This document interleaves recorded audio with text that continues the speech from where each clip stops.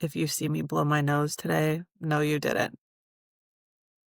If you see me cough, no, you didn't. I'm sick, but we're still gonna roll through because that's life, and we're moms. We don't have time for this. Okay, we are fast and furious in this podcast, and I'm absolutely loving it. Fire life is beautiful and brutal, and sometimes you're sick and you still have to continue forward. The long shifts, the missed holidays, constant unpredictability. And if you're in it, you know how easy it is to get swallowed up by the schedule and the dogs barking. Cool, cool, cool. No, this is real life in here, okay? My guest today knows that firsthand. Brittany DeAndrea is a mom, a FireWife, and a personal stylist from Santa Cruz, California. I've never had a stylist on, so this is going to be really fun. She walked through postpartum depression, restyled her own life one day at a time, and now helps others reclaim confidence through style. We're going to put on our cutest outfit, grab a cup of coffee and some tissues, and we're going to chat with Brittany about FireFamily life, parenting, and how to keep your sense of self without guilt, because you know we're all guilty. Buckle up and let's get into it. Brittany, Hey, welcome. thank you. I'm so happy to be here. Okay, so I told you already I have a cold, so if I start coughing, I'm gonna mute really fast. We're just gonna jump in. Tell me what is unique about being a Fire family? Yeah, totally jumping in. Yeah. Uh, We're just unique. ripping the Band-Aid, okay? I know. I feel like I just am like learning this. Not that like we haven't, we've been a fire family for a while. I went into meeting or reconnecting with my husband. We actually knew each other from high school. So, but we weren't really friends. We reconnected years later. And I feel like I'm just now really learning what it is to be a fire family and what that uniqueness is and the needs. I think one of the biggest things I'm finding is with this particular service, um, it's the cancellation of plans all the time. I could talk about the uniqueness of like, oh my gosh, like the love, the blessings that outweigh the burdens, all of those things. But I think one of the biggest things is the constant shifting and like you cannot prepare the unexpected, and then how do you show up for your firefighters' needs, your needs, and your children's needs, as well as maybe your extended family and your friends' needs in cancellations all the time. It's something that I talk to other people about. We get compared to military a lot, fair enough. Like that schedule, that lifestyle gets compared often, and there are many overlaps. There's a lot of other services that get compared for very valid reasons. But there's something about the fire service. You can't explain that schedule. And that is probably at the moment, in this authentic moment, answering that question. That's like the key thing that's in my head at the moment. Yes, and it is very true. Yeah. It is very unique, and it's weird because we often do get, um, kind of thrown into the Yeah. military family box. Obviously, their deployments are a lot longer, Totally. but it is similar, Hmm. very similar. Yes, There are especially similarities. yeah, yeah. For us, you know, summertime especially, or when there's like a high stakes fire, then yeah, when it goes long, those long periods of deployment is something it's hard to explain. But yeah, you're totally right. It's trying to keep your firefighter at the forefront and then trying to keep your family at the forefront and keep yourself grounded. Mhm. It's like nobody talks about that very often, huh? No, this and the suddenness. Yeah, and to clarify, absolute complete respect for all services I mentioned and the differences in it, and it's not comparing that one is harder than the other. That's not at all the what I'm saying. It's that it's just a type of way, in the same way that I wouldn't relate completely to, um, friends who have the other services and what they experience. It's similar in that, like, no one really understands what the fire schedule can be and the seasons, especially being in California, obviously. But that uniqueness of, like, wait, when can you ever, like, I get questions like, can you ever count on his schedule? Can you count on his schedule being like this for the next month? You know, and I'm like, well, unless we're on PTO, um, no, you can't. Like, there always is that risk that you're kind of juggling. And I think it's really important for us, as we're learning, to respect the ones that are there for us, respect our friends and our family that do show up for us and that want to schedule things and want to make plans. It's, how do you do that well? How do you communicate that well? You know, but obviously prioritizing your family's needs first. But how do you do all of it well? And how do you balance it? And how do you stay authentic to it? And how do you, like, I don't know, 'cause that changes too, but your family's needs one week are gonna be different than the next, week, and for the recovering people pleaser over here, it's yeah, learning. Oh, we could have a whole show on recovering people pleasers. I too am a recovering people pleaser, okay? Congratulations. Well, it took me way longer, I think, than most. I don't know. For me, I feel like it took longer than it should have. But Mm, yeah, yeah. I mean, I'm 45, so I should have recovered from this in my 30s, but it took me until my mid 40s to realize, oh, I don't need to do that anymore. I'm not, Yeah. yeah. Well, no shooting on ourselves, but no, I'm right there with you for sure. Okay, what surprised you most about FireWife life? Our wife life. What surprised me most? I'm a talker, Audra. Okay, so I going into Fire Wife Life, and I have friends, if they listen, they're gonna laugh, but I thought I was made for this. Girl, I was like all the things. Like, we were super independent. I was super independent. Always loved working. Loved at the time, like, the my where I was working was really important to me. I loved the when Kenny was a paramedic, I loved just that schedule. I was like, "Oh, yeah, he's home at 3 in the morning, I have the night to myself." Like, I just thought there were so many reasons that I thought I was really made for this. Really family oriented. I'm Italian. Kenny's Italian. There's tons of Italians in the fire service. I was like, "Oh, we're this is like in our roots." Like, I was just like, I really love supporting people, encouraging them. And, like, I was like, I want to be that supportive partner. Just my story and background with my family, and certain just medical experience. I did like an EMT course just for education at some point. I was just like, you check all these boxes and you're like, I was made for this. I can do this. And I was like, I know trauma. I know how to support there's so many things. Like, I could go off and check these, what I now see, I'm like, where they surface maybe more like ego leaning boxes, probably, because now you're in it. And academy, probation year, having our daughter, um and now just being in the grind. Kenny's at different levels now. He's qualified for more things to, you know, be a part of more needs. And it's also a longer fire season in California. So we're having more strike teams. So now we're like in the thick of it.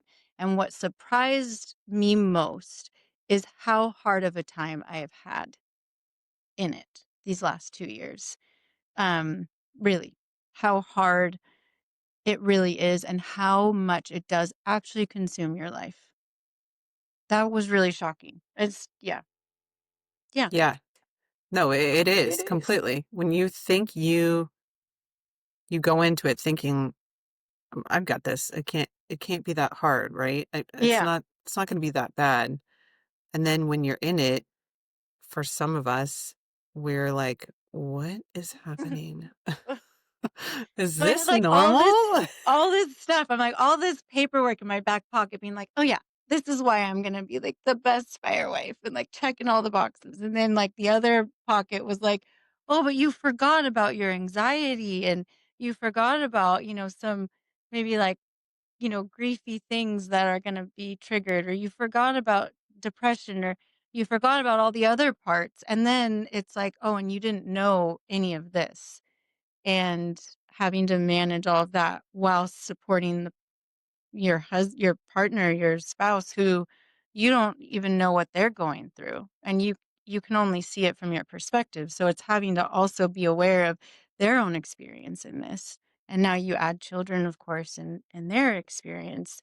Um, yeah, it was bigger than I thought. It's bigger than I thought. It is bigger, and I'm learning a lot and trying to stay real humble best I can and learn from those that have advice. I mean, the cohort of people and you and finding you has made a huge difference in like learning how to do this, the hard part of it that I didn't know was as hard as it is. Community looks different for everyone.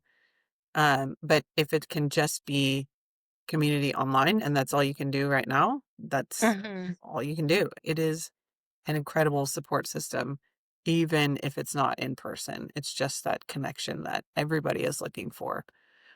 Hmm. Okay. Tell me about your background. You went to the Fashion Institute, which is awesome, and Yeah. worked with some really big brands. So, what's that like? And how has it kind Has it of kind of helped you helped with you? becoming a mom and the postpartum depression and just your identity as a whole? It's a Yeah. big question. I know. Yeah. I know. I'm like, how long was I talking before? No, it's a great question. And thank you for asking. I appreciate um, bringing those things in. Yeah, well, I one of my mentors, she told me this phrase once about like career stops or career pauses, and I never um heard that before, and it was so cool. And I was like, yeah, we all have many different like career stops and pauses or stops and goes around our lifetime. For me, studying at FITM when straight out of high school, I was 17. Um, moved to LA, kind of entered fashion at the time where it was becoming a lot more accessible to people, uh, with like, I guess, like YouTube streaming, like runway shows we could never watch before live, or reality TV grasping different parts of fashion. Like Project Runway was released, Rachel Zoe, was released, showing people what a stylist did. And oh my gosh, so Devil Wears Prada came out. Like this was all my first year of fashion. My girl Stacey London and What Not to Wear. It was like the mecca, and so it was a really cool time. You also felt like there was so much opportunity, and so I was really lucky to enter, I would say, FITM at that time. It was really just potent and fun.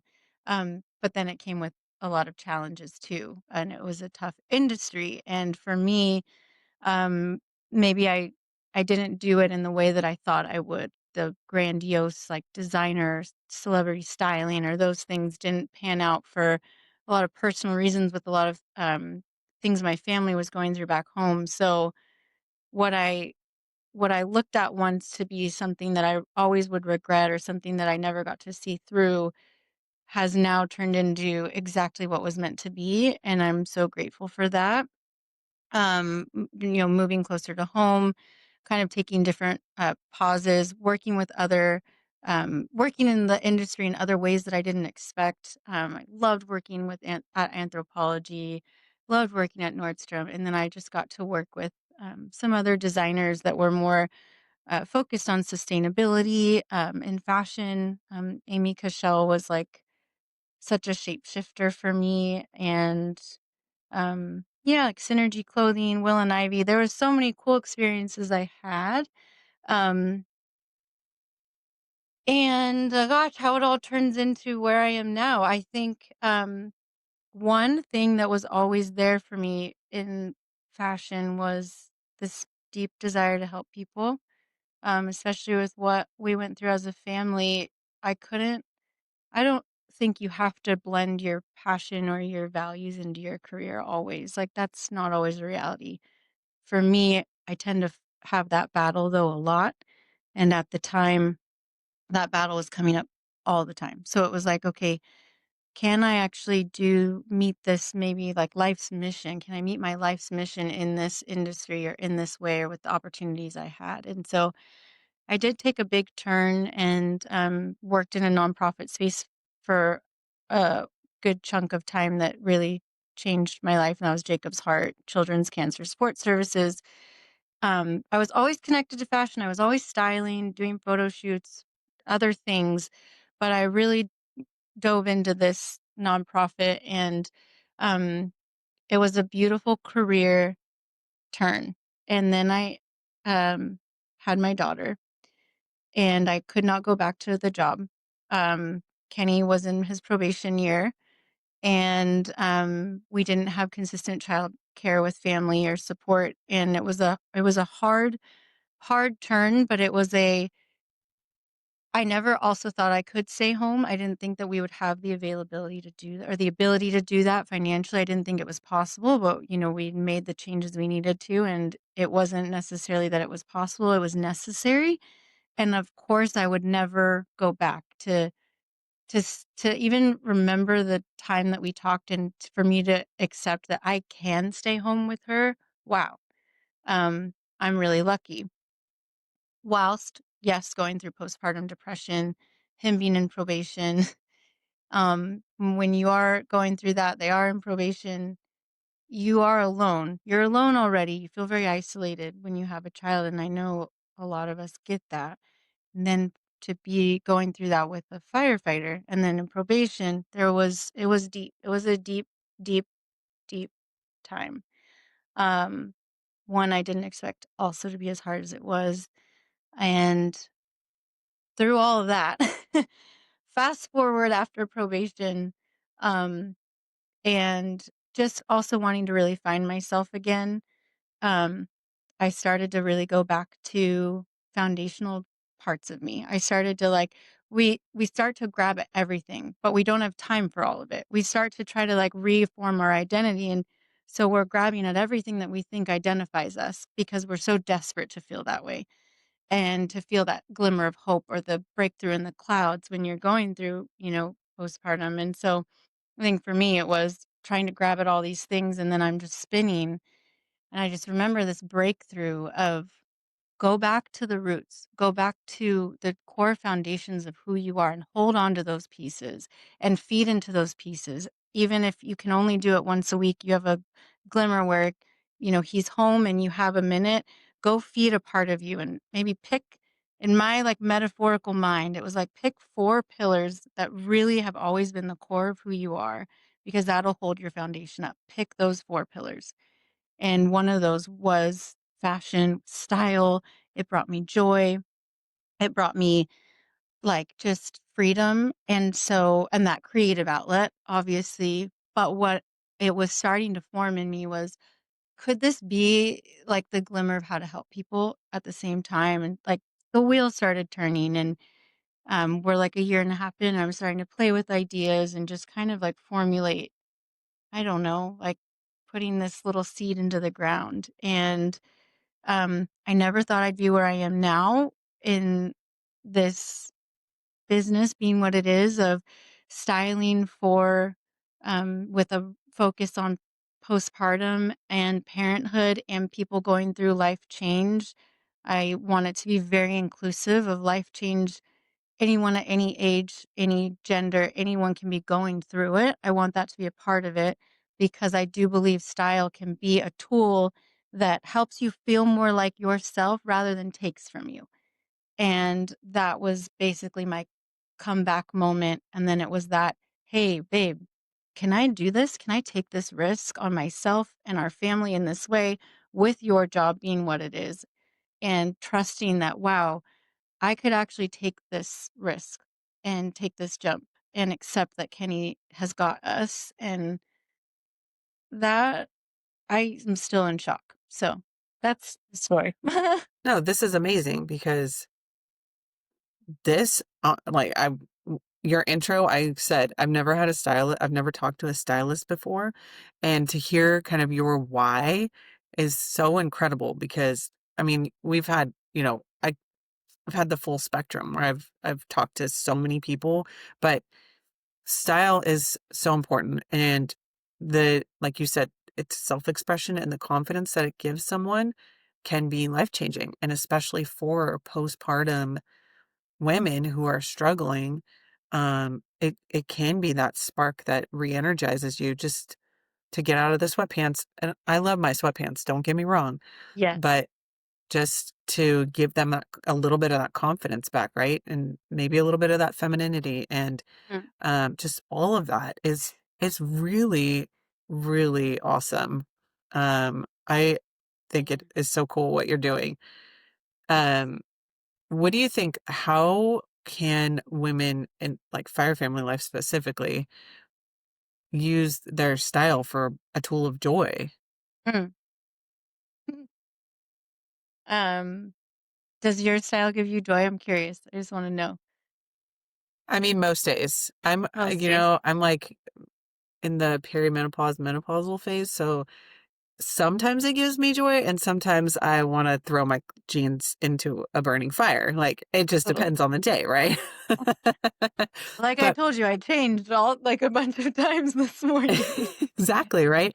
So it depends on like it depends. But if I Yeah. throw on an outfit like one of, I know I have my go-to outfits that I know are going to make me feel good, right? Yeah. And so if I'm struggling, I'm like, I got to convince myself to get out of the sweatpants, put on a real outfit, and go outside. And it usually changes my perspective on the day, right? Totally. No, So I love that. No, thank you for answering it. I mean, that's it. It's like I remember that day. There was a day that I was like in sweats and I walked in my closet and I literally was just crying. And I was just like, I can't. It was like you feel like someone's like holding you back. And I'm like, just grab the blouse, grab the blouse. And so it was like, and so anyway, I started to relate to my closet different. And I started to realize, well, I want that blouse, but I can't fit into that blouse. And that blouse doesn't help me right now. And I can't nurse in that. I can't pump in this. That one makes me sweat because of hormones. So then I started to like break my closet down and be like, well, create your postpartum closet. And then so that when you open it, every piece is something that you can work with and grab, which makes it easy, right? Partner, spouse is on shift. You have 5 minutes to get dressed in the morning. So make that just practical, um, and easy, and so I started to do that with I'm not gonna say I have 100% closet where it's like everything fits perfectly all the time. No, no, no. But it's like, give yourself like 70% so that the fight isn't always there or the like, just all the emotion that can come with that, and that it's easy to say, that shirt fits great. Those pants fit great. I know I can nurse in them or whatever I need to do. And then you're done and you can like throw on some accessories. You know what I mean? And so it's like making it easy for yourself. And that's just what I wanna do. I wanna make it accessible for people because it can bring joy. It does give you energy. I remember that day, and afterwards, I was like, I felt more energized. When I was even on walks with my daughter, I was like, "Okay, I'm more awake." And then the creativity and the world just starts to open up a little bit different, and just wanna cheer people on in doing that. And what I find working with clients is they often do it themselves. And I sit there and kind of watch and just get to encourage them as they're learning it themselves or styling themselves. I'm like, you're doing it. Sometimes I think we just need someone to like help root for us, you're you know? literally, I was just gonna say, you're literally their cheerleader. Yeah. Yeah. And It's a and blast. I think we all could use our own personal cheerleader. If you Oh, can't I be it for wish. yourself, sometimes you need somebody else to be your cheerleader, right? Oh, all the time. I still all the time. And it's the best. I wish I could do it for everyone.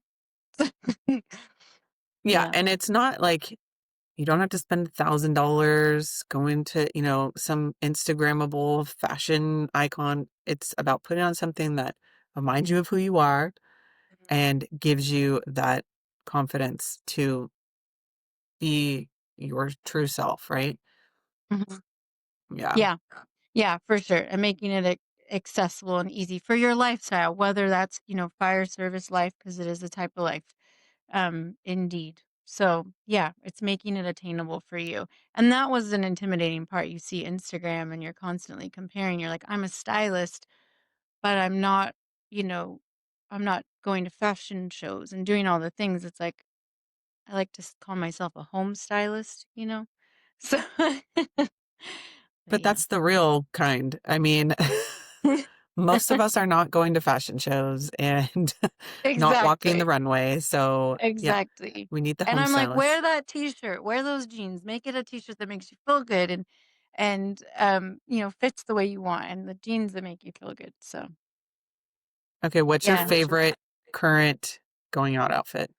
Ah, um fun. Well, okay, fall is here. So, I am a huge fan of like a statement coat, just like a big coat, like jeans and some kind of like long sleeve, either like a printed long sleeve or even like a t-shirt, depending on if your coat is, warm enough and where you live.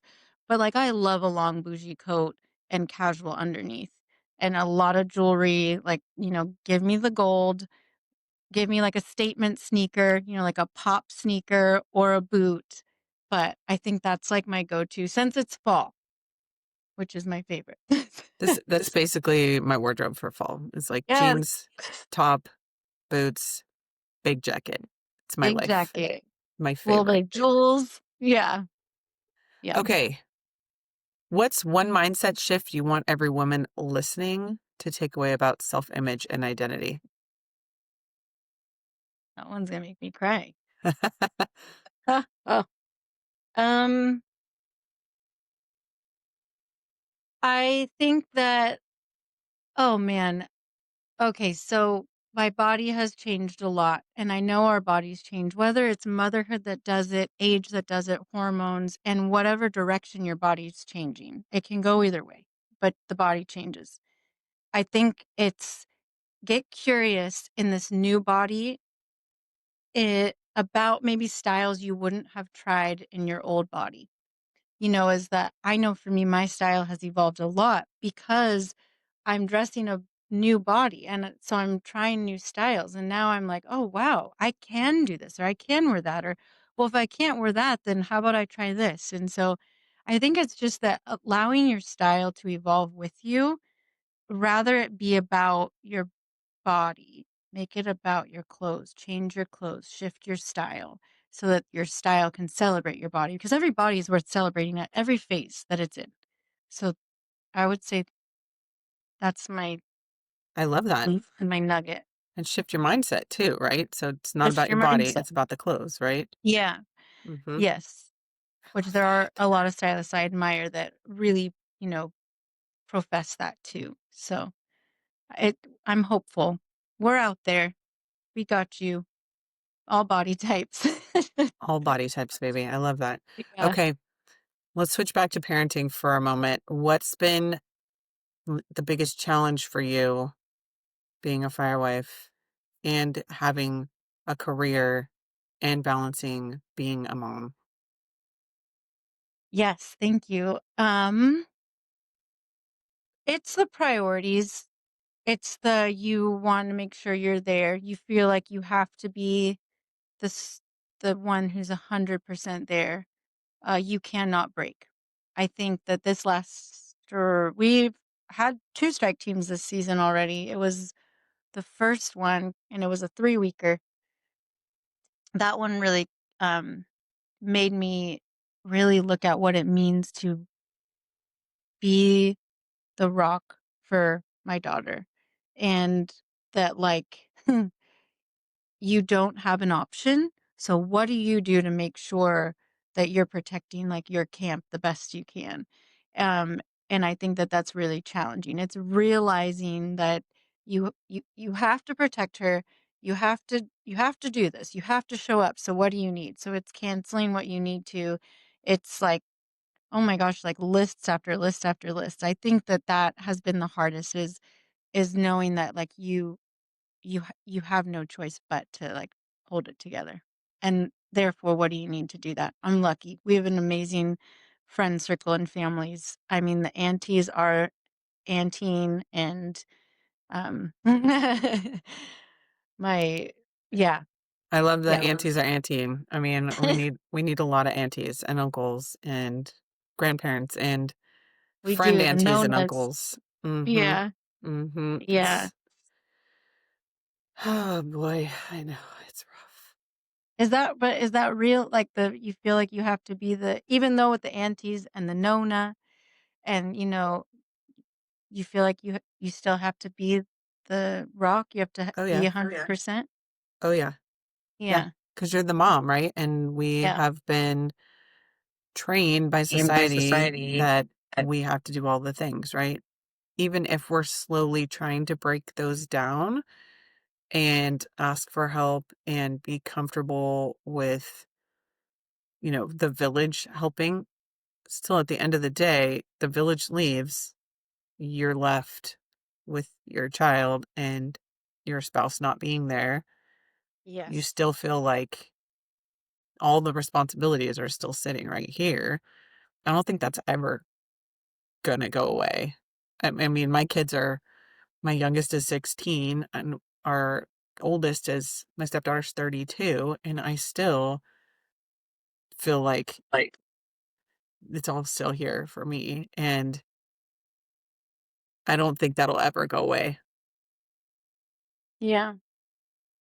But I'm better with it here now. It's taken me a really long time to just go, "All right, we're gonna put that one down today," and, you know, not feel like it's all my responsibility.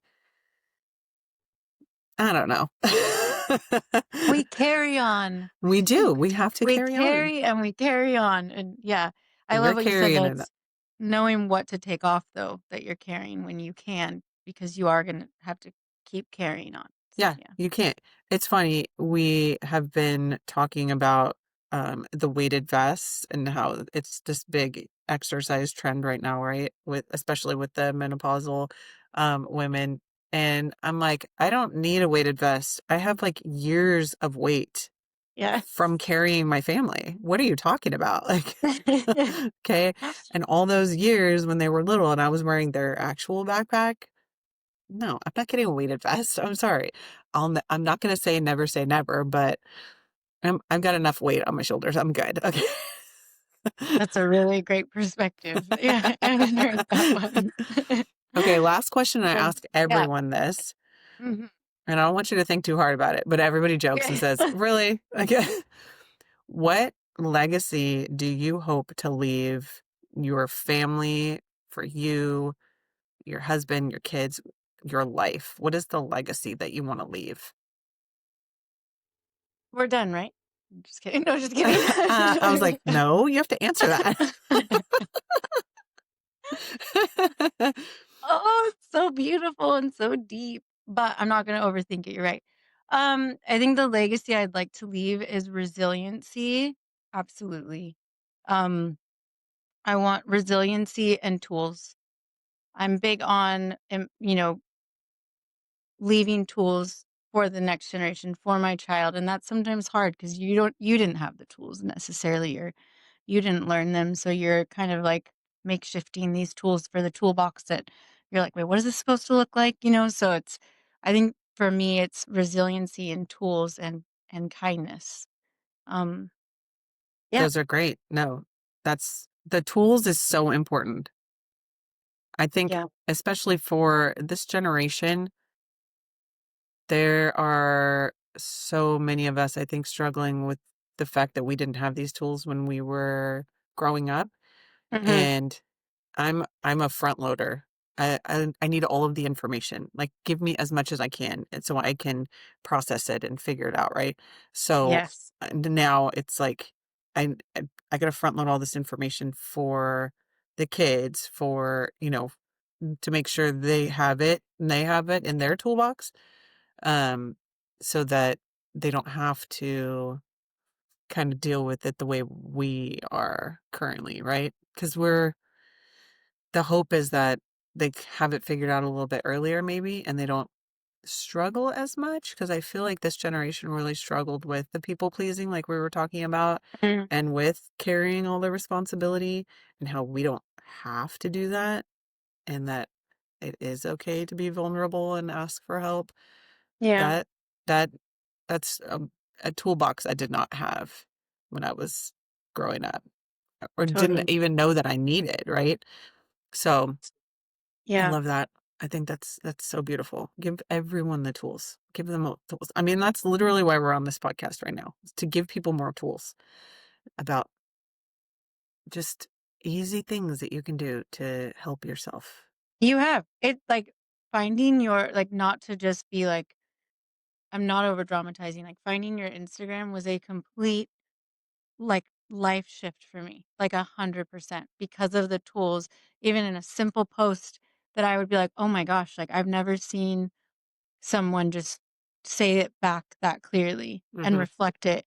And I call her just like my golden fire wife. Like we connected about a year into our kids both being 4 days apart. And it's been a huge shift for me of just someone that gets it. And then Mm. finding you and all of your resources. Like it is huge. It's a huge tool for this life, this type of life. And Yes. yeah, if we could leave our kids the same thing of emotional resilience and kindness and communication and even like practical tools, you know? Yeah, we're doing Practical it. tools are so important. Yes. Mhm. I love that. Thank you. You are a true gem and you have the cutest style. Oh, I am obsessed with you. What's your Instagram handle for everybody who wants to go check out your stylist tips? Style Thank you. tips. Style tips and more. Yeah, it's Britt.Mariana.style. So it's BRITT.MARIANNA.style. And Italian. we will Yeah. have it in the show notes. If you're a firewife or a mom or just somebody navigating a big life change, let this be a reminder that you do not have to lose yourself in the chaos. Mhm. Style can be more than just clothes. It can be a lifeline back to joy. You can do it, I promise. And Brittany, you're awesome. Thank you so much for hanging out with me today. I just think you're the cutest. Thank you. I admire you a lot. So that's awesome. Gosh. Wait, Thanks. okay, tell me about this dress before we go. And Oh, yeah, on my dress form. this is a Ted Baker It's so polka cute. dot people. She's still going polka dot. And then actually a Poshmarked Rachel Zoe blazer. Um, and Polka I dots have are a the lot of rage this year, huh? they are the rage. And I know I was like, gosh, they're always like a timeless trend, but I'm Hmm. like, let's go, how do we make them bigger then? I guess, timeless is always there, but then I guess the trend aspect of that is, showing more ways to wear polka dots, right? Yeah, Yeah. But yeah, she's fun to dress up here and there. I love it. She's awesome. Thanks.